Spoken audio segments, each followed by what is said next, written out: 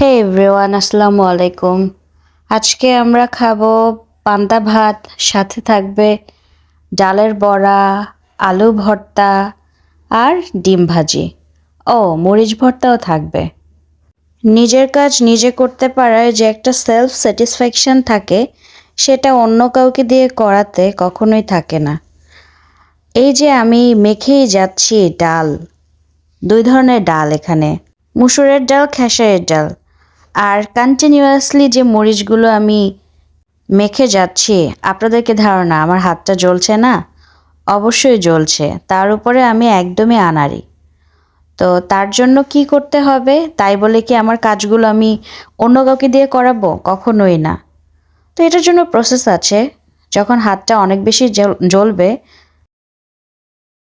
Hand wash দিয়ে clean করে এরপরে গরম পানিতে যদি ভাপা দেওয়া হয়, মানে ডুবিয়ে রাখা হয়, তাহলে হাত জ্বলাটা একদমই থাকবে না।